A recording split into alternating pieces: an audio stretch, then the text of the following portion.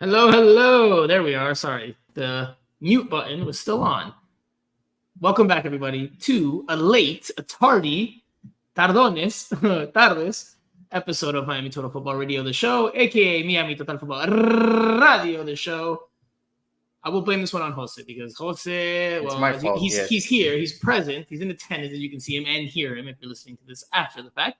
But Jose was running late. I don't know. I think he was still coming up with his best defense for David Ruiz because I can only imagine the things that Jose Armando is going to say on this pod to defend su engreído, his preferred one, aka David Ruiz, after yesterday's colossal mistake. But before we get into yesterday's game, because obviously we're here to talk a lot about that match against Inter Miami's match against Monterrey. Jose, how are you doing? Let's start there. I'm good. I'm good. Tired. It was a long day yesterday. I filed my first report around 12:30, so it was almost a 12-hour shift. So it was exhausting, but it was fun. So and I'm happy to continue to talk about this game. That's how awesome it has been to cover this game. And I just there's a lot to talk about from one match. Normally we spread it between game, recent news, and preview of the next game. I think most of this pod is just going to be on that game and the implications for next week, even though there's a match on the weekend. We'll talk about the game against the Colorado Rapids, but I don't think it's going to take up much of the show, probably 5 minutes at most at the end. Jose, well, before we get into it all, if you're new here, if you're watching for the first time, or if you're listening for the first time, or if you were one of the old-time listeners, if you haven't left a review or you haven't given us a like, comment, share, subscribe, please do so. But before we do that, I want you guys to hear this on the red card from Tata Martino. Yo creo que todo es un aprendizaje. David es un chico muy joven. Para este tipo de partidos que se juegan con mucho oficio, con gente entendiendo de qué se trata, seguramente le falta mucho más roce, pero tiene mucho entusiasmo por jugar, tiene muchos deseos de seguir aprendiendo.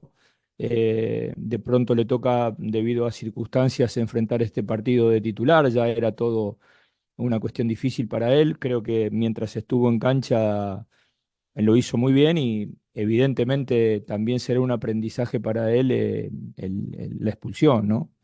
Seguramente de estos errores que se cometen en la juventud después sirven para toda la carrera.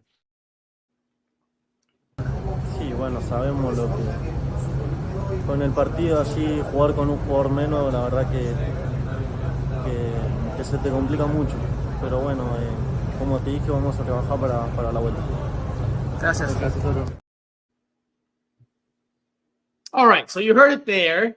Tata Martino and Toto Aviles, two different takes on the red card. Tata Martino a lot more positive, or trying to spin it as positively as he could, saying that it's a learning moment for David Ruiz. It's going to be something that he probably doesn't repeat again in his career in a big match, getting an unnecessary red card. All right, and we're going to start there. We just jumped right into it. Even though I was trying to tell everyone to give us a like, a comment, and share, subscribe, a review, I just jumped into it. And the reason for that, I'm going to be honest, was because the AC started blowing and I needed to buy some time so you guys didn't hear a whole bunch of tornado noises through your speakers. But yes, if you haven't already, please give us a like, a comment, a share, a subscribe, a review. We're very close to getting the amount of reviews we need on Apple Podcasts. So please give us a written review, and that will tremendously. Now, as we've heard, due to some impromptu thinking on my part, we're starting with David Ruiz. And Jose, this is your chance. This is an opportunity for you to defend your boy, because I know that's what you're going to do here. There's no way you're going to be critical of your fellow Catracho, your fellow Honduran, tu Hondureño, tu compatriota, your compatriot. Gets an unnecessary red card, a second yellow in the second half. When Inter Miami is leading 1-0 against Monterrey at home at Chase Stadium in Fort Lauderdale, Florida on Wednesday night. And after that, well, the wheels came off for Inter Miami. They give up 2 goals and a game that they were in control of. They were only winning 1-0, but that they were in very much control of. That red card happens. They go down to 10 men. Numerical advantage for Monterrey and the Mexican team. No perdona. They make no mistake. They score 2 big away goals. Win leg 1 going into next week's decisive leg by the 2-1 mark. Jose, defend your boy because that was the game-changing play. No, I'm not gonna sugarcoat the situation. It's a big mistake, and I did put a tweet out there just a few seconds after the red card. That could be the moment that changed the series for Inter Miami, and I think it's pretty close to that. I think that's a big mistake on David. He just it's also the frustration of getting both yellow cards almost back to back plays. Obviously, the second one completely unnecessary. Yes, there could be an argument if you're an Inter Miami fan that it was soft, but at the end of the day, we see that called every week. Technically, according to, I haven't rewatched the broadcast, but technically that could have been his third yellow because apparently he should have gotten a yellow on another play, and they gave it, I think, to Jordi Alba is what I was told. Obviously, in the press box, they have TVs and we see the replays, but we don't hear the broadcast, so we don't get to see all the things you guys get to see on the broadcast. We'd have to watch the game back. I normally do, but haven't had a chance to because it's only been 24 hours since yesterday's game. So apparently that could have been his third yellow card if what some people have been saying is correct.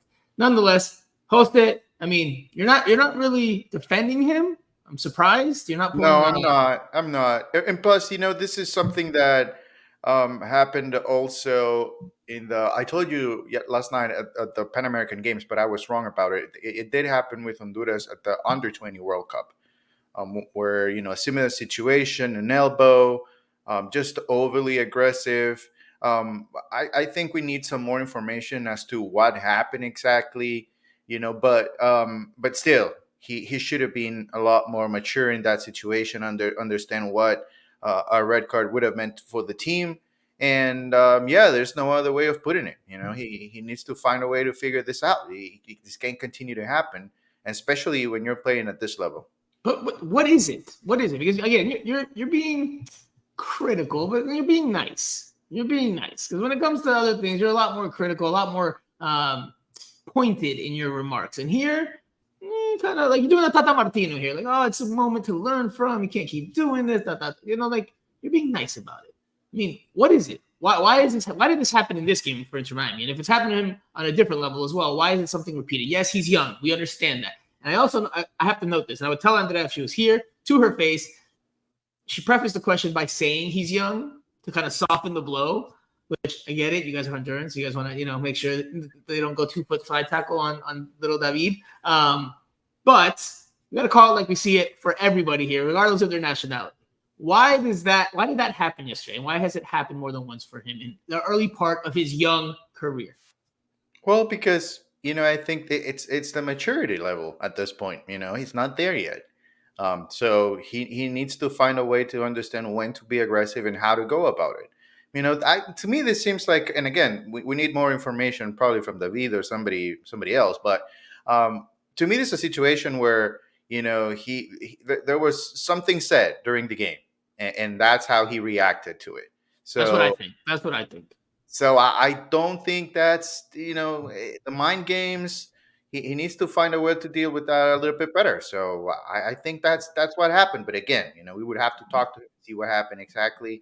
Maybe he was just going for the ball and was too aggressive. But nonetheless, it's a huge mistake. You need to be a little bit a lot more responsible. So I'll say this, man. Look, he's a young player. Young players make mistakes. It's part of their growing experiences, growing pains. And people make mistakes as well, myself included.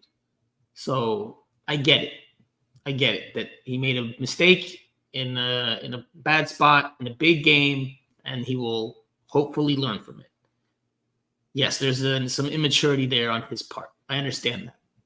However, this was not the moment to make that type of mistake. This is the biggest game of Inter Miami's season, arguably of its franchise history. You could argue that and the Leagues Cup final. And he makes that mistake needlessly. Now, listen, even veteran players, Zinedine Zidane, I'm looking at you, have made foolish, boneheaded mistakes in higher stake matches, right? So I'm trying to be as balanced as I can. However, David Ruiz It was an unnecessary decision, and it cost your team the game, potentially the series. Because Inter Miami now has to go get 2 away goals in Mexico. It's a tall task. If Messi's available or not, which we'll talk about in a bit, chances are better. If he's not, I find it very hard to see them doing that while maintaining, the 0 at the back. David Ruiz, I hope after the game was apologetic to his teammates. I hope he, looks in the mirror and reflects on that, because it was a very big mistake and unnecessary. It wasn't like, listen, if he went into a 50-50 and he got there late or something along the lines, he'd still get criticized, but not to the level of what happened yesterday. Because yesterday he made an unnecessary contact with his arm high up on the opponent's body, and that completely changed the game. It ruined the game for Inter Miami. Inter Miami was playing a very good tactical match. Like they were playing chess out there, and it was working. Was it the prettiest? No, but it was working. Tata Martino had the team come out in a 4-3-3. When they were defending, it was a 4-5-1, clean 4-5-1, limiting the spaces. Monterrey wasn't doing a whole lot when it had the ball. But that Ruiz gets sent off. Tata Martino has to shift his pieces around. Monterrey gets some confidence. They have the talent. They have more space, and they eventually just knock Inter Miami down and beat them away from home, away from Mexico. So very costly for that Ruiz, one of the biggest bites of his early career. Like you said, like Tata Martino said, hopefully he learns from it. Toto was a little more straightforward and like, yeah, well, when you play down a man, it's gonna be a tough challenge. So foolish on his part. Toto is young as well. I know. Well, that's why Toto. That's why I appreciate where he's not as media trained or media savvy to be like, well, like Drake Callender was, right? Like, oh well, and Frater. You can't just blame one player and this and that. Well, Toto was a little more direct in saying like, yeah, well, when you lose a player, when you go down a player, then obviously it's going to be really tough. So unnecessary. For me, there's I think that for me it's a little bit hard to just be okay with the fact that he's young and he's going to learn from this, because it's a big game. It's a big game. So it's kind of frustrating to see this happening to him, because I know he'll be the first one, with knowing him and his family and a lot of people around him. I know he's going to be the first one to regret what happened. But it's hard to comprehend. But it was unnecessary, Jose. It was unnecessary. Right, yeah. That's what makes it so maddening. That's what makes it so frustrating, because it was not needed. It was pointless. It wasn't like he was making a soccer play, a football play, not football. He just does something like this and gets an unnecessary foul, and it's right in front of the referee. Like, at least try to be astute. It's hard to be astute and savvy in the modern age with VAR. But if you want to do something, be a little bit smarter than that. That was foolish. Yeah. It was dumb. It was pointless, unnecessary, game changing, potentially series deciding.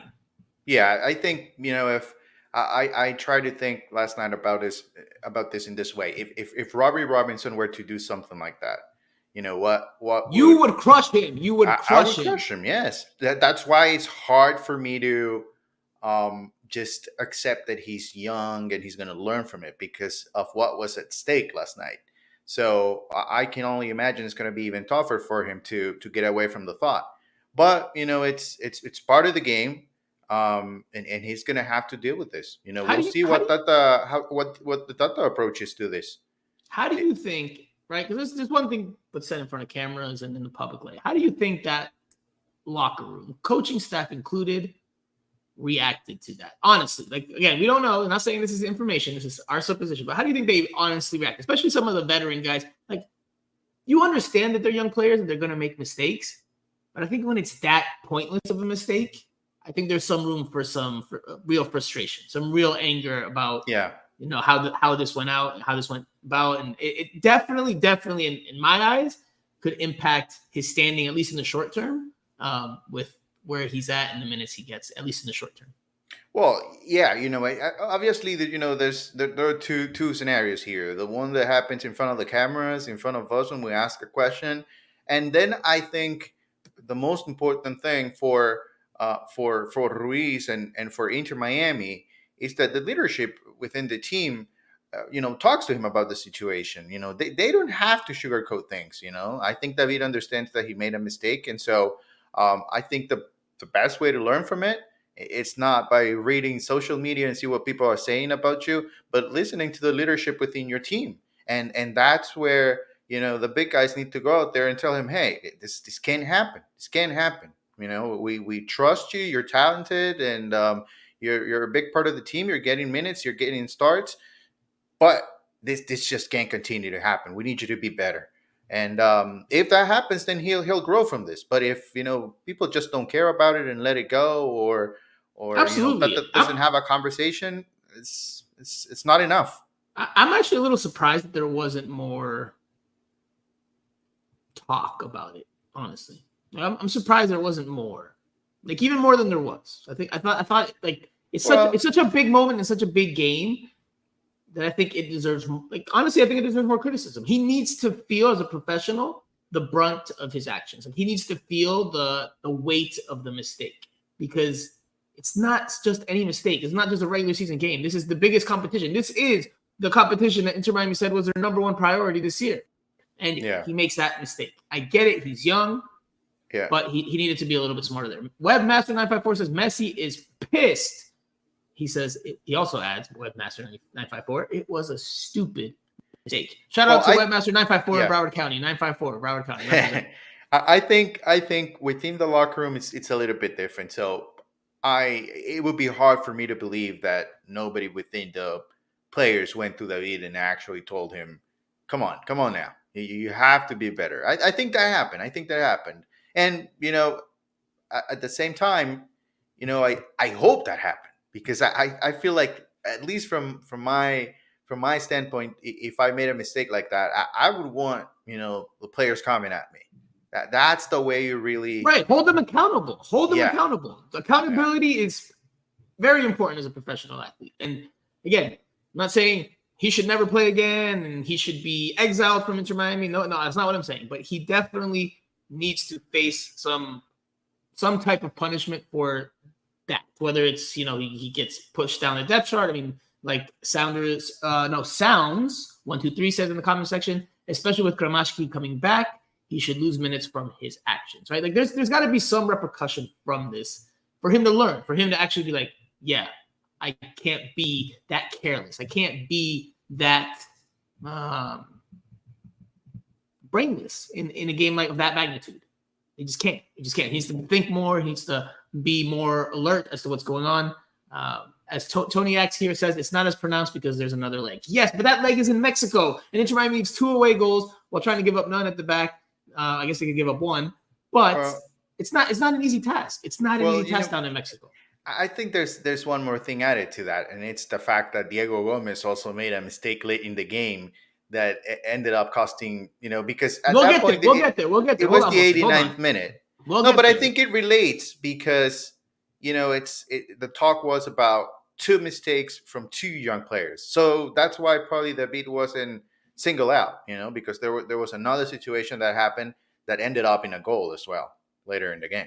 Correct. So, but we'll get there. Because I don't want to just keep picking on David Ruiz. I think we've said a good amount, about 20 minutes in here. It's what we mostly talked about.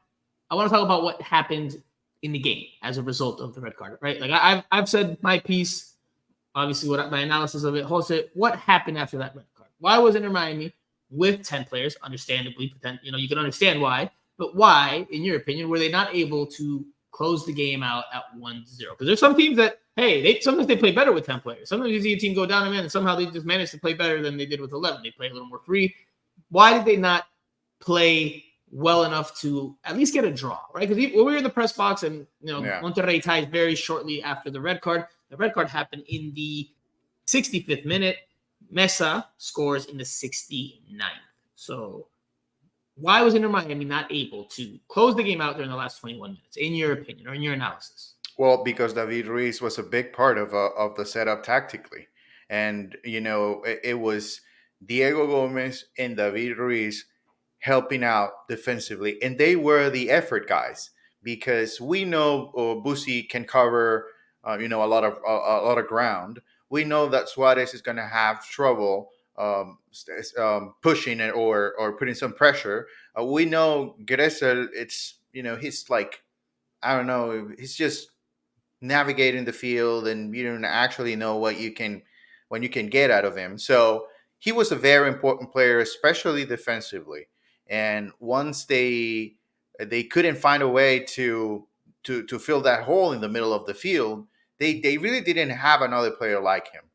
With now remember, David Ruiz is a central defensive midfielder by nature. So he's a defensive minded player. So he's going to be aggressive. He's going to fight for every single ball.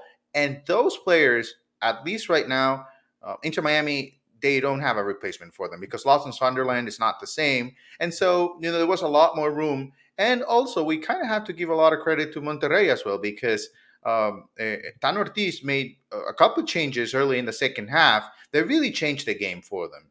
Jordi Cortizo was very, very good in the second half. So it was a much better Monterrey than what we saw in the first half, and playing a man down. Usually MLS teams struggle with that. So I think it was a combination of not having that bulldog mentality when it comes to putting pressure on the ball defensively, and Monterrey just playing at a higher level.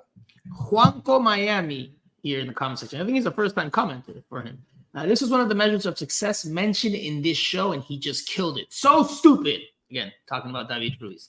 A slide tackle on David Ruiz, another one in this week's pod. Look, the game plan clearly in the first half for Inter Miami, and they took the lead through Thomas Aviles in the 19th minute before that goal, that equalizer from Maximiliano Mesa in the 69th. Their game plan in the first half was to, yes, try to have the ball and possess, but whenever they had to defend, se replegaban very quickly. They, how do you say it in English? They retreated very quickly into a 4-5-1. And they did a very good job of limiting the spaces. Now, when they went into halftime with the lead, in the second half, obviously Monterrey was going to push a little more, and Inter Miami took a little bit of its foot off the pedal. Even before the red card, they took their foot off the pedal. And some people might criticize Tata Martino for that, because you could say, he was inviting pressure. However, which then could lead to fouls, which then could lead to yellow cards, which could lead to sending offs. However, even with that foot off the pedal a little bit, in my opinion, in my analysis, Monterrey still wasn't generating a whole lot against Inter Miami. Inter Miami was doing a good job of protecting its lead. You can like or dislike the approach. I get that you can have a philosophical opinion about that, but based on what we saw, it was working. And then David Ruiz gets that unnecessary sending off, and then the game changes, because now, they still were trying to retreat. They were still trying to hold on to the 1-0 lead. Tata Martino brings in Ryan Saylor. They go to a back five. They try to close the spaces. He was not trying to score another goal. He was trying to protect their one goal. And, of course, again, Monterrey, like you said, give them credit. They did their part. They took advantage of the spaces, and they found their goals, and they won this game. Inter Miami's tactical approach, and we both agreed the first half was well done by Tata Martino. I think he did a very good job in terms of managing the match. Was it pretty? No. They had a 1-0 lead. That's a good 45 minutes. That's a good quarter if you're going to split this serie, this two-legged series, in 4 parts. The second one was on its way into being acceptable. Not saying good, but acceptable, until the red card, and then the wheels just fell off. Everything just crumbled. Everything snowballed as a result of that red card. The game plan just couldn't hold on anymore. Especially when you go to a 5-3-1, right? Because Luis Suarez was up top on an island by himself, barely touched the ball the rest of the way, and he wasn't really defending a whole lot either. So it just tactically, you could maybe criticize Tata for the replanteo, the adjustment to the red card. I don't know if you would.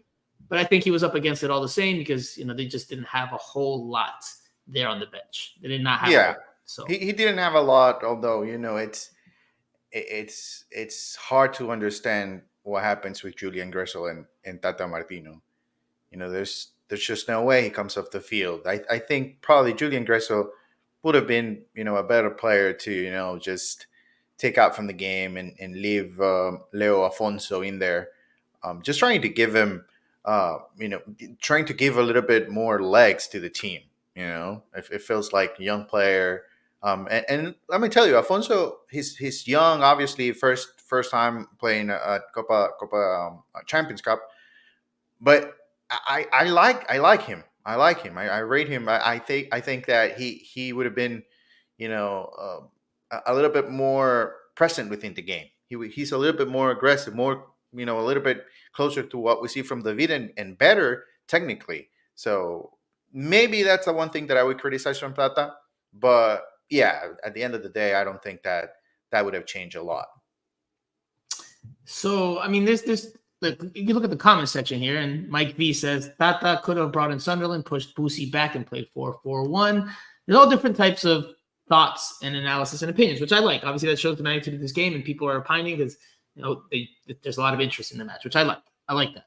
I'll tell you what, the 4-5-1 was I don't want to say impressive, but surprising is the right word. It was surprising, and Jordi Cortizo in the mix zone was asked about it, if they were surprised about the tactical setup from Inter Miami, and he said yes, because they expected Inter Miami to have the ball a little bit more, and that was kind of the game plan that they had. They thought it would be a back and forth game. And once they saw the way that Inter Miami approached the game, then they didn't really have a plan to how to break them down if they played defensively. And I think that's something that we haven't seen from Inter Miami. Obviously, in MLS, they don't have to do that. They don't have to do that. A bit of a Phil Neville approach, huh? Luis Lopez says, never thought I'd ever say this, but I feel bad for Suarez. The team around him is just so deflated. Gressel needs to be benched, to be honest. We'll talk about Gressel in a little bit. Now, I'll say this. The team was also, you could tell that they were gassed, man. You could tell that they were tired. There was one run where Chelo Weigand, hopefully I'm pronouncing it right, Marcelo, makes a run up the field, and then he struggled. You could see him laboring as he was jogging would be flattery as he jogged back to try to get into position as Monterrey attacked. The team was exhausted, especially after going down to 10. I mean, they've had a very busy schedule in recent weeks. They've had a lot of games during the international break. So clearly there were some tired legs there. Curious to see what that means for Saturday's game at home against the Colorado Rapids. If we're going to see a rotation. No worries. Don't worry about that game. No, I'll tell you what. I think Diego Gomez, his mistake in the second goal, I don't think it's technical. I just think he was exhausted. He was just exhausted. Those are the mistakes that you make when you're tired and just when your mind goes right. Yes. As a soccer player, as a futbolista, when your mind goes right, when you start to get fatigued and your mind starts to get tired, you lose that sharpness and that concentration. And I think I agree with you that that's what happens on the game-winning goal in the 89th minute, which, by the way, was a hell of a finish from Jorge Rodriguez, not to be confused with my friend Jorge Rodriguez, who's Peruvian, but Jorge Rodriguez, the Argentine. Hell of a finish from outside the box, but it comes off of poor control, a missed trap from Diego Gomez. Diego Gomez, after the game, was so distraught that apparently we were already in the mix zone, so we didn't see this. We were told this. He was very emotional. I don't know if he was in tears or not. I assume he was, but don't know if he was. But he was very emotional and had to be consoled by some of his teammates. It hurt them. It hurt them to lose this game in the manner that they lost it. This is what was said, Drake Callender said, after the game about the emotion that some of the players showed. Yeah, I mean, this is something we're very passionate about. This is a quarterfinal. These are big games. These are, the games that you look forward to. So a lot of emotion, a lot of passion there, in these games. So, of course, when you lose, it's going to feel even probably a bit more heavy. But again, that's just part of playing in these games, is you have to be locked in the entire time, and sometimes the result goes your way, sometimes it doesn't go your way. All right. So, Jose, there was also a bit more emotion, apparently, in the tunnel, en el túnel. Some varying reports as to who was involved and whatnot, but apparently I saw on Twitter before we started this pod that a formal complaint has been filed by Monterrey. I don't know if we can confirm that, but that's what I saw making the rounds on Twitter, or on X, as it's called now. I know you had some info on that. What can you tell us about what happened?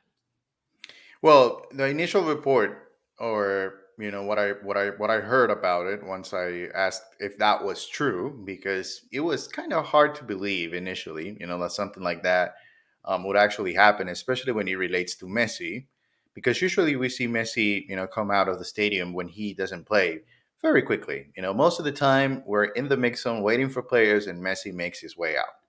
Well, last night that didn't happen. And the explanation was exactly that. Messi was frustrated by an interview that Tano Ortiz gave to Mexican media prior to the trip to South Florida. And, that sounds very Messi-like, and especially with the end result. And, what they thought at the moment What did was... Tano Ortiz say? Give us a quick Well, paraphrase. what Tano Ortiz said was that, Inter Miami... they were favorites because of the marketing, and the referee might be inclining to help them out in some shape. Professional soccer, professional football is Right. a business, not just a Yes. sport. He was essentially already.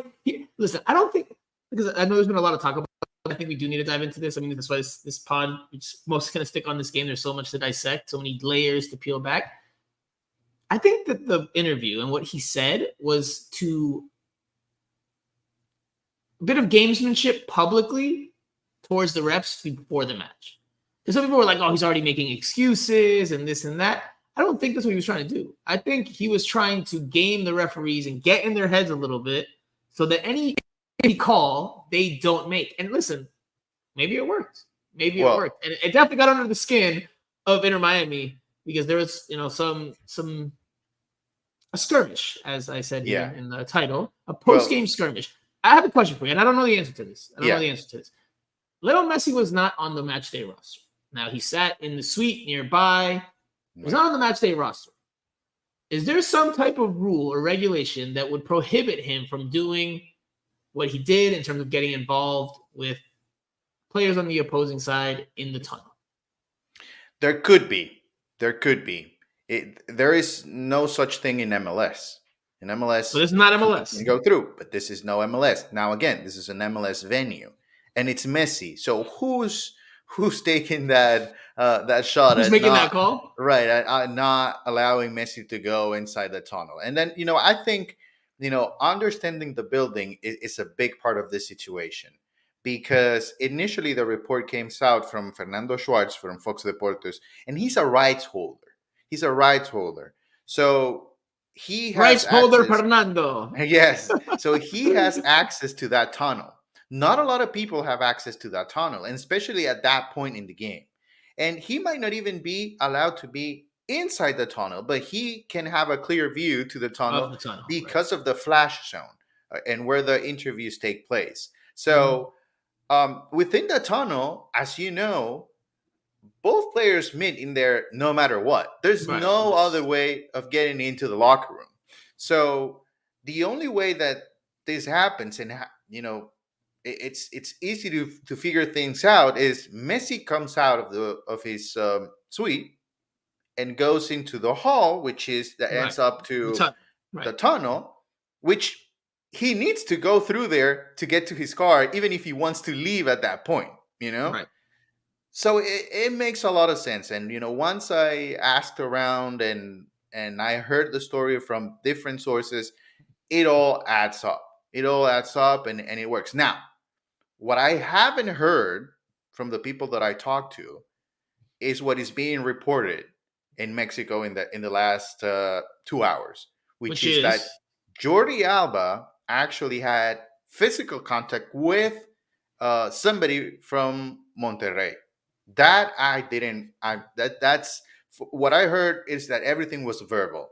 Yes, it was loud. It wasn't that big a deal. That's another thing that I've been mentioning in my reports. It's not like this took out, forever. It wasn't 5-10 minutes of, people fighting outside the locker rooms. Everybody was making their way into the locker room. And this is something that happens very often. It happens very often in football. Anywhere in the world, even in Sunday leagues, it happens. People get frustrated. Now, the big deal here is that Messi was involved. And I think that's why we continue to talk about this. But I think this is something because the repercussions are big, Jose. Because if he were to be punished, right, then he would miss the second leg, right? If he had to serve a ban, I don't think it's going to happen. I don't think Yeah, that's what's going to come Concacaf to is pass. not going to do that. Monterrey looks like that's what they're trying to get. Looks like that's what it seems like. But I don't think they're going to get it. On a related topic that Andrea did a very good job of, I don't have the video. I am not Royce Holder Franco, so I cannot share it. But Andrea got a great video. Andrea Yanes, our co-host, Ajisita, who's not here today. She posted a video on Twitter, which obviously made the rounds after the fact, of Monterrey fans after the game-winning goal, chanting, Messi tenía miedo. I wish I could share it here with you, but I don't have it. Translates to, Messi was scared. Now, obviously, if Monterrey is filing a complaint, it's the irony, right? It's how ironic it is. If Monterrey is filing a complaint because they're trying to get him sanctioned or punished or get a one-game ban so he misses the second leg if he's even available to play, well, then who's really scared there? Who's really scared of who? Who's scared of whom? But anyway. Well, yeah, but it's different. It was great because banter, that's though. the It's great fans banter. chanting, True, and then but it's it's great the banter. team. Thanks. Yeah, but it was great. Fans are still And they representative, did it, baby. right? And they did it before. They did it before, like before. No, after the game against Cincinnati, they were chanting that in Monterrey. So obviously, there's a story with that chant in the World Cup last year, and on social media, people, Argentines and Mexicans are going at it, and most Argentines are hoping Messi plays on next week and he scores 2 goals on them and eliminates them, just because they did the same thing in the World Cup and Messi ended up winning the game for Argentina. So, that's a whole nother story what happens on social media. But yeah, I think, those are the little things that makes this so much fun. Now, the question is, of course, Messi didn't even dress in this one. I think this is a topic related to this game, but something we need to talk about. We thought, you and I, and we're going to say it out loud, it's what we do. It's fine. We say a lot of opinions here. Sometimes we're going to be right. Sometimes we're not. The idea is to get more right than wrong. But you're going to get some wrong if you express opinions. Now, we were of the opinion, you, myself, and Andrea, way back when, that Messi, his initial injury was being exaggerated so he could go play for Argentina and et cetera, before the international break. He's missed quite a bit of time now. It's clear he's injured. He missed this game. Didn't even dress. That's why it's called into question if he could even walk into the tunnel. But clearly he's hurt. Clearly he's dealing with the injury. He was not ready for this one, not in the match day roster. Questions abound as to if he'll make it for the away leg, although I think it's looking positive. Can't imagine he starts if he's not playing even off the bench. But before we get into the bigger picture, this is what Tata Martino had to say on Messi's availability for Wednesday night's 2-1 loss at home versus Monterrey. Bueno, como dijimos, va partido a partido. Entendimos que este no era partido para que él esté, que no estaba listo. Y así pasará con Colorado y así pasará con la vuelta a Monterrey. Pero cada día se siente mejor, solo que hoy corríamos un riesgo demasiado grande.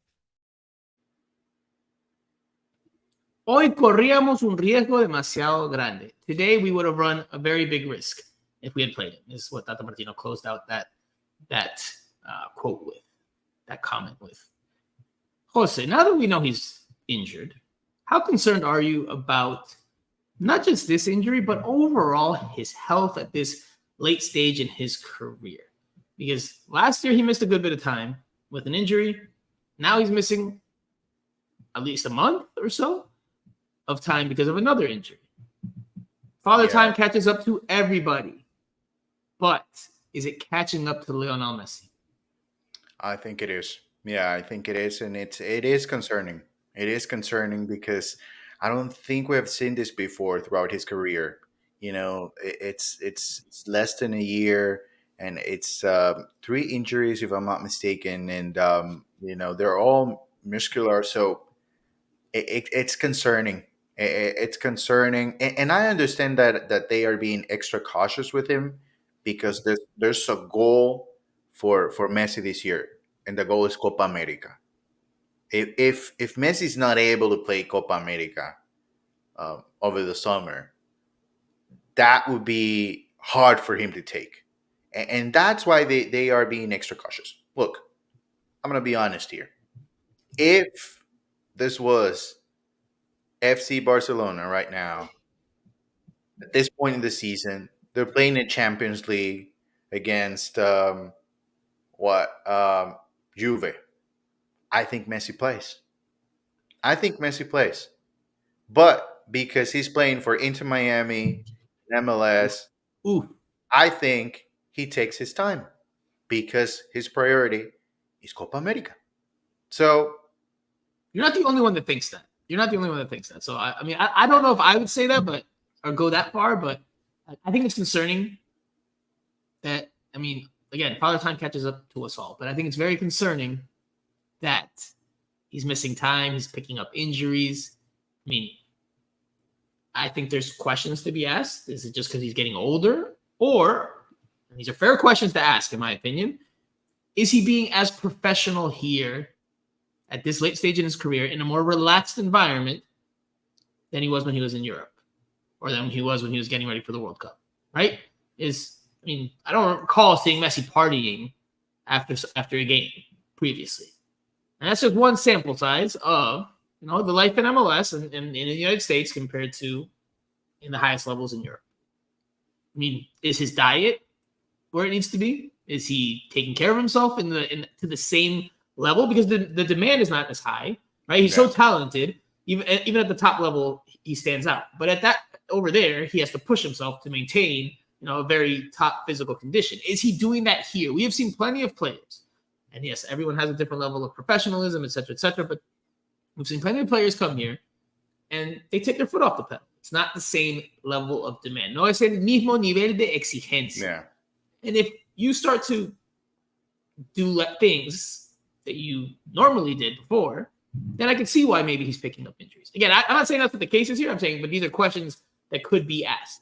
Is he taking care of himself in the same way? Is it just a matter of him being older? Is it just bad luck? I mean, there's got to be reasons why. Absolutely, the age comes into it, but I think there could be other reasons as well. I think there's a little bit of everything of what we have mentioned here, and he's trying to enjoy this stage of his career, of course. And if that involves being a little bit more open to a social life and not being stressed all the time, just staying at home every single day, thinking, okay, I can't go out with my family and eat or party. Then if he doesn't want to do that, then he wouldn't have chosen, to move away from the top, where he was even with PSG. So I think, look, I completely understand the situation here. I understand that his priority is Copa America, is the national team. I've said it that several times here. It's just that, unfortunately for Inter Miami, you were lucky enough to get Messi to be part of your history, but you got him at the last stage of his career, and this is what happens. Nobody should be surprised about this. It's just obviously a bit difficult. It's a difficult position for Inter Miami because, of course, you want to have Messi, right? Not only because of what he's able on the field as well off the field, the economical, the financial implications and everything that comes from that. But if you plan your team around Messi and he's not around for a lot of the season, I mean, what's your plan B? You can't replace someone like Messi, especially in the salary cap league, come close to it. So how do you do it? How does Inter Miami plan for much of the rest of the season if he's going to keep missing time? It's very big conundrum. Luis Lopez in the comment section says, the way this club deals with informing the public about injuries is so corny and pathetic. True. When it comes to Messi, though. Especially when it comes to Messi. Especially when it comes to Messi. Not always just Messi, but especially when it comes to Messi. No, but I mean, who else? I mean, we get information about Benja. No. See, and that's where I agree with Luis Lopez. Because it's inconsistent. And I can understand the reasons why the team. Yes. I can understand why the team does what it does, but it's still a bit unprofessional. Because you'll get injury reports about certain players, like Federico Redondo out for 8 weeks, LCL injury. And then with Freire and Thomas Aviles, we don't know yet. They might be able to play on Wednesday. They might not. We're not sure. I get what Inter Miami is doing. It's gamesmanship. They don't want the other team to have the upper hand in terms of the planning. I get all of that, but come on. You know what we need? Isn't also on CONCACAF and the tournament for not having rules in place to have more clear-cut injury reports. which is something MLS has tried to do better with after all the hoopla last year with Messi's injury and the fact that we didn't know if he was going to play or not, and people were kind of feeling miffed by buying tickets to games that they thought he was going to play in and not. MLS has implemented a new rule. If you guys haven't seen it or are not aware, there are now injury reports that teams have to publish before the weekend's games or the next round of games. This is for MLS matches, not Concacaf Champions Cup matches. But you get a list of who's out, definitely, who's questionable, who's doubtful, and who's probable. You know what we need? We need Baptist Health to up the number of articles required monthly. And then we'll get Baptist Health executives. Can you please rework your sponsorship deal with Inter Miami so that Inter Miami has to publish more? This injury report is brought to you by Baptist Health Reports more often. Please. Yes. Either that or Peace and Callao, which is this is not the sponsor of the podcast. This is a Peruvian beer from La Punta in Peru, where my family's from, and I just feel like having one here as we talk. So, Chimpung Callao. Cheers. Salud. Cheers. But anyway, look, it's concerning.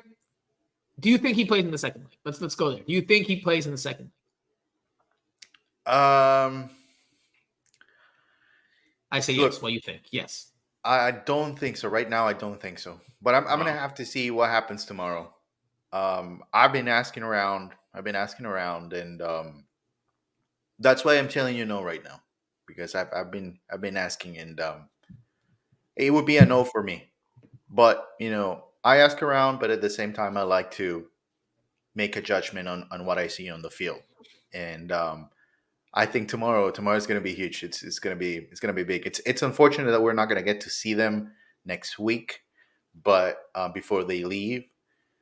But tomorrow it's going to be telling. We need to see some progress tomorrow to have a clear idea on if he indeed made some progress I don't think we're going to see it though. I don't think we're going to see it though. I don't think we're going to get to see. Well, then and I don't think he's playing this weekend. For me. I don't think he played. No, he's not going to play. He's not going to play. But if tomorrow he's able to work with the team and we see a little bit more than what we saw early in the week, then I might start thinking otherwise. But as it stands right now, I would say no. I would like to add one thing, and I spoke about this with some other colleague before the Monterrey press conference. Rewatching the clips that we recorded during training this week. Yes, Messi comes in late, around 5 or 6 minutes after the first group of players comes in, and he goes straight to his teammates. And I think I pointed out this to you. How they have set up the cones for Messi to work when he's not working with the team. The cones were there. So, there's obviously a possibility that he went for show with the team, and then when we were out, he came back and did, his usual drill. Tony Axe says, you guys love your conspiracy theories. Look, Tony, it's not that we love our conspiracy theories, but we're journalists. We're not just media members, right? There's different types of media members. There's TV personalities, there's radio broadcasters, there's journalists. We're journalists. We're not bloggers, we're journalists. So yes, we will put questions out there because when there's lack of information, yes, we will speculate until we get more concrete information. That's how sometimes we formulate the questions that we ask anyway. Because you can't just take everything at face value. Like Jose said, like the team knows there's cameras out there. There's no secret to why Messi came out behind the rest of his team, or the rest of the team on the matchday -1 practice, and we only got to see a snippet of what he did before we were removed because time is up. Like, it's all planned. It is all planned. So there's a plan in place for why things are done. Now, clearly Inter Miami knows the severity of his injury. The fact that they keep saying we're taking it game by game and it's been a month, like, that's not a game by game injury. Again, we've talked about the reasons why. We don't need to go into all of that. There's financial implications, the business standpoint. We get all of it. We're not going into all of that. But a lot of these things, they're planned from a business standpoint and from, of course, a technical standpoint. Like, there's a lot that goes into this all. It's not just as clear as black and white. There's a lot of things that go into what we see and what we don't see in these games and these practices. So that's why we ask the question. Anyway, look, and Tony Axe comes back with some more. He said, Insigne's out for 6 weeks with a hamstring injury for Toronto. Is he saving himself for something too? Maybe the Euros. No, but we know he's out for 6 weeks, right? He's out for 6 weeks. Where is the timeline for Messi? Where's the timeline for? Why do we get a game by game update? Plus, the Copa America conversation is not us. It's we didn't start that. Tata said it, and even Messi has said it that Copa America is a big deal for him this year. So Tank 721 says it's only conspiracy until it's found to be true. And listen, by the way, going off of Messi here for a second, Robert Taylor picked up an injury in this game. Oh, it's big. Questions for the weekend. Questions for a good bit of time. Tata Martino was asked post game about it. He said he didn't have a medical report. It's a muscular injury. To be determined. There you go. This team is really strong. This team got this health. This is your opportunity before Pilsen comes in and takes your thunder. But I mean, this team's struggling to stay healthy, man. Yeah. This team is not just a bunch of aging players. Those are the lead. Los Cuatro Fantásticos, the Fantastic Four, are obviously up there in age. Besides Messi, they're staying pretty healthy. Yeah. It's the other players, the younger players that are starting to struggle and pick up knocks at this early point in the season, and that is leaving the team a bit shorthanded. Tata Martino pointed that out as one of the reasons.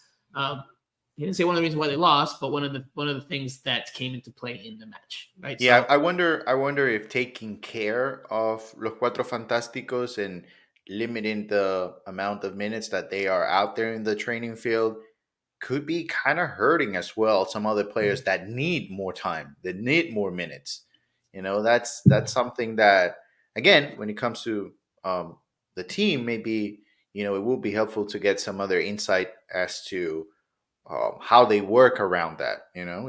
It could be an important talking point as we move forward, because Cristo with injuries, and we've seen that from Cristo, but again, it's happening very often with him, and now Robert Taylor, which if he's out for a few weeks, it's going to be trouble. It's going to be trouble for him. It makes it even tougher in Mexico, and we won't go into too much into next week's leg, because we'll have a pod next week before the game to dissect it and preview it a bit more. But obviously, it's going to be a monumentous task for Inter Miami down in Mexico. It's going to be a hostile environment, and they need 2 goals. They need at least 2 goals to try to stay alive in this series, and in this competition. Otherwise, it's going to be an early exit. I think Messi plays.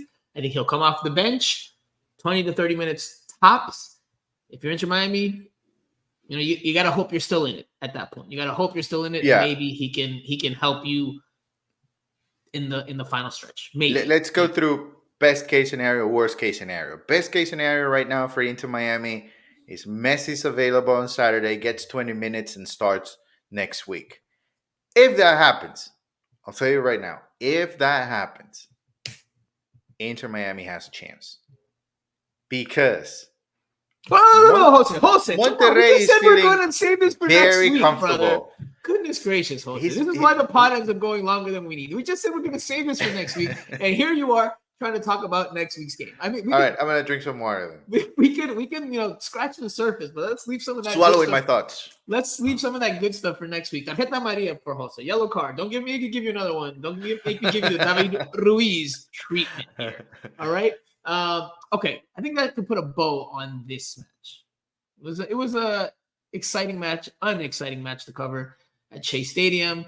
The vibes, the environment, the atmosphere, and ambiente was good, very good. Monterrey fans came out in 3 buses. I had a video of that I shared on X, which I didn't upload here. I should have. Yeah, they came 3 buses deep, 2 level buses, and they were rowdy and excited. They were happy, obviously, and they come out with a win. So celebration went on into the night. Nice little traveling contingent from the Liga MX, the Mexican team. Hopefully, in the future, MLS finds a way to include Champions Cup games on their season ticket package, because I think that's the main reason why Inter Miami fans were not there. It was not a great crowd. I mean, it was in terms of numbers. It was. I think it was a good crowd in terms of the ambience and how loud everybody was. It was fun, but it would have been even better if the stadium was full. So I think MLS needs to find a way to figure that out, because it's not a good look. And it did happen around, the every other MLS stadium, there were a lot of Mexican fans and not enough MLS fans or teams, the MLS teams fans. So hopefully that changes. But nonetheless, it was fun. It was a lot of fun. Well, this is Dre Calendar on the return leg. Very quickly, we'll just hear him say this. I mean, I've never played in Monterrey before, but I've heard it's a pretty electric atmosphere. Of course, playing away midweek, it's always going to be a challenge, but that's what you sign up for when you become a pro athlete playing these big competitions. So we know it's going to be a tough game, but it's not something that we're afraid of. We're actually kind of like looking forward to it. Because this is 90 minutes here, 90 minutes there. So anything that they're capable of doing here, we're capable of doing there. We'll see about that. We'll see about that. It is true. Right now it's halftime in this series. It's halftime. There's another 90 minutes to play. Inter Miami's still alive, but big task ahead. All right, Jose, very quickly before we jump into this weekend's game, very quick preview. Inter Miami made some news today. They traded for an international roster slot with CF Montreal, right? If I'm not mistaken. Sent allocation money in return. From what I've heard, sources have told me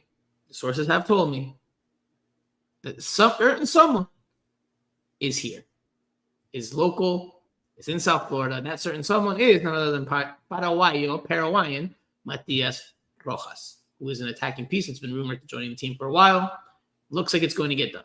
Looks like it's on the brink of happening. Now, the caveat is that Inter Miami right now is at a full 30-man roster. That means that in order to bring in Matias Rojas, which looks like it's in the works, right? If he's here and they just add an international spot, it's all but official. Someone has to go. Someone has to be moved, loaned out, sold, traded, shipped out, cut, waived, whatever you want to call it, whatever mechanism whatever MLS mechanism you can find.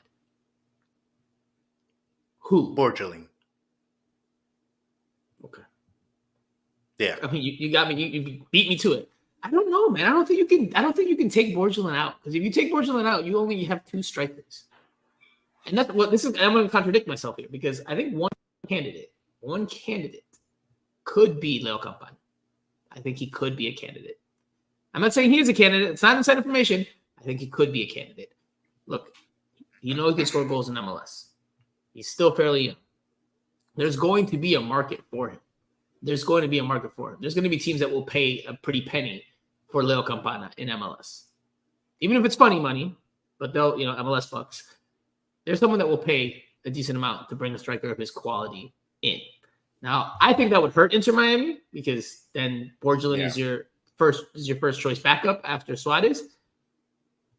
But Campana hasn't played in the last couple games. He didn't come off the bench, right? If I'm not mistaken. In the last two games, he hasn't come off the bench. No. Champions Cup. So, I mean, listen, Tata Martino clearly rates Luis Suarez here and Campana's here. And Julian Gressel way over there. We said we're going to talk about Julian Gressel. I hope we get to it. But we do need to mention it very quickly. But I think Campana could be an option, man. I think it could be. I think it would leave the team depleted at striker, at least until the summer or something along those lines. But I think it could happen. Now, who are other options, right? I'm not saying Campana is hands down the guy. I think they got to go to a different position. And I think maybe someone like Franco Negri. Maybe. He's been playing with the second team, even though he's been healthy. He was on the bench for the first team, but hasn't seen time. I think Franco Negri starts on Saturday. Maybe. No, I think it's Borgelin. I mean, it's Lost in Sunderland. I think is an option. But I think they need him, especially with how things are shaping up in the middle. And he's the one thing with Lawson and some of the other young players, I think they're just happy to be in the roster, and they know they need to compete on a day-to-day basis in training, and they're not necessarily frustrated about getting minutes. Now, I think Borgelin, because he was in USL last year, I think there's a market for him in USL, and I know that teams will pick him up. It's just a matter of where he wants to go. But I'm sure there are plenty of options for him in USL, and I think the team needs to Borgelin to get more minutes. And he's not going to get them with Inter Miami this year. And whenever he has been on the field, he's playing out of position, and I don't think that's beneficial for him. So and for Inter Miami on the long run, if they want to, they want to use him later. We'll see. I'm gonna say yes. I think it's one of Sunderland, Borgelin, or Campana. I think one of the three. Tata likes Sunderland. He likes Sunderland. He didn't put him in yesterday. Did you expect Sunderland? He didn't put him in yesterday. No, but I mean, he could have.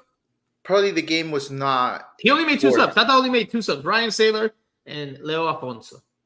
Leo Afonso was subbed into the game for Robert Taylor in the first half after Robert Taylor picked up the injury, and then he was subbed out for Ryan Saylor to come in. I like Afonso. The sacrifice. I do too. That's why I don't think they just signed him. I don't think he's going anywhere. I think he starts as well on Saturday. Well, hold on. Hold your horses. By the way, if Matias Rojas comes, then obviously, again, a piece has to go out, but an attacking weapon will be added to the team, which should try to help mitigate the loss of Messi throughout the course of the season. It'll help. I'm not saying it's going to fix it, but it'll help, especially with I'm blanking on his name. Facundo Farias being out for the season with an injury. All right, very quickly, quick little preview of this weekend's game. Now, I didn't say this, and I'm a stickler for this. I know Jose always laughs. Inter Miami played in a 4-3-3 this weekend. This was the starting lineup. Drake Callender in goal. No. Against Monterrey. We already did that. Against Monterrey. They played in a 4-3-3. Drake Callender in goal. Marcelo Weigand, Thomas Aviles, Nicolas Freire, and Jordi Alba were the back four.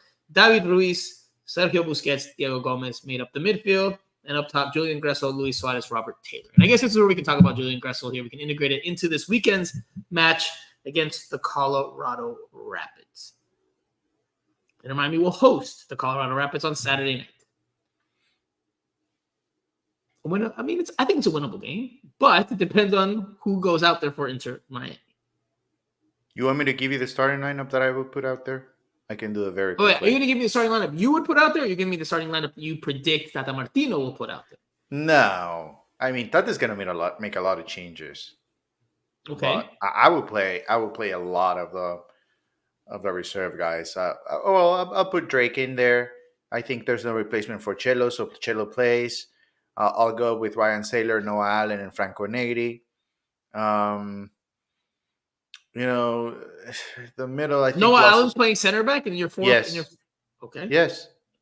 Well, he's a center back, and Tata already told you in your face he's a center back. So he's a center back now.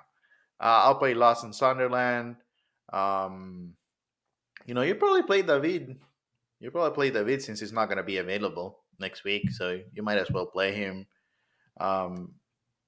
I just think you play a whole bunch of reserve guys. Yeah, Campana plays for sure. There's no reason for Suarez to play. But now Taylor, I don't think that rates Taylor very high, but he's gonna miss him if he's not available. So Guts here makes a good point. If you move Campana or Negri, this goes back to the previous talking point. If you move Campana or Negri, then you don't need the international slot. True that. So maybe that points to Borgelin or Sunderland. Anyway, all right. Going back to this point, Colorado Rapids are 2-2-2 on the season. They have scored 8 goals and given up 10. They're in 7th place in the Western Conference. I think it's a winnable game, especially at home. But it'll depend on how heavy the rotation is. And I think it's going to be very heavy rotation because all eyes, regardless of what is said tomorrow, the media availability, all eyes are on next week's match down south of the border in Mexico. So I will predict what Tata Martino will do. I'm not predicting what I will do. I'm predicting what Tata Martino will do. All right. Drake Callender in goal. Chelo Weigand as the right back. Nicolas Freire and Thomas Aviles as the right center back. Nicolas center back. And Noah Allen. Maybe you were breaking up a little bit. Who the center backs are? Aviles. I want this on the record. Aviles and Freire. Left back. Freire starts. Yes. No way Freire starts. I think he starts. All right. Wait, think Saylor starts? Ryan Saylor starts, yes. For me. But go ahead. Okay, maybe. I'm predicting what I think Tata does. Left back, I think you go Noah Allen. No Allen. In the No Franco midfield, Negri. So what do you have Negri for on the roster? that's a question for Tata. Ask him tomorrow. I wish. In the midfield, Sunderland, Ruiz, obviously, because he's not playing next week. And does Busquets get a start, or do they bench him? That's a good question. I don't think so. I mean, I wouldn't start him. So we go Ruiz, Sunderland, and Gressel. And then up top, you've got Campana. Gressel plays every game. Doesn't matter. Back to back. Morning, afternoon, night. He'll start all 3 games in the same day. Up top, you've got Campana. And who is he flanked by? If Robert Taylor's out with an injury, who is he flanked by? Can we get some Maybe Franco Negri. Maxi Morales, something like that, Maxi, he's been getting nothing. Maxi Morales, the New York City FC player? No, I mean Santi. Oh, there we go. All right. So anyway, on the wings, maybe I see Leo Afonso on one side, and on the other side you could see maybe Franco Negri. He's playing that high. Hey, he scored some good goals last year, brother. If he got injured, no. Why not? Who else? Who else are you gonna play? Who else do you have? There's not many options right now that are healthy. Can we see Tyler Hall as a center back? Maybe some of the academy guys bring them. Could be, Robbie Robinson might make an appearance out of the darkness. I think there's going to be heavy rotation. I don't think you're going to see anywhere close to a starting lineup against the Colorado Rapids. Is that going to be enough for Inter Miami? I don't know. Probably not. People are going to be frustrated. I wouldn't predict Inter Miami to come out with 3 points on Saturday because all eyes again are on next week. So. And I think you're going to see that. They're going to talk a big game tomorrow, and maybe the lineup's a little bit more mixed on the weekend, but I think it's going to be very reserved filled, and I just don't think What if they play a 5-3-2 with Borgelin and Campana at the top? That could be. Cello, then you could play Toto. Maybe we'll see the return. The comment section here is saying Benja, he was with Inter Miami too. Luis Lopez says that. Tony X says Benja is a good shot. Maybe Benja plays this one. I mean, I'm going off of what we know today. Maybe tomorrow we'll get an update on Benja. But I don't think he'll start. I don't think he'll get 90 minutes. Right. Well, David Ruiz is definitely starting. 100% he's starting because he's not playing next week. So in the Champions Cup return leg. So it's going to be very reserve filled. If you already have tickets, you're a season ticket holder.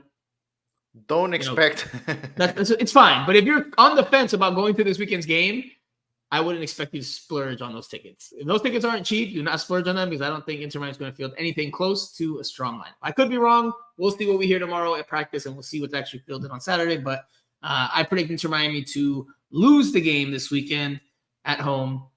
Another regular season defeat. I guess that would make them 3-game losing streak, or no, 3-game winless streak. Sorry, rather. Does Inter Miami win very quickly? Yes or no? No, but I don't think they end up losing the game. So I think it's going to be a draw. 1-1. The only way Inter Miami gets a tie in this game is if it's a 0-0 draw. I don't know.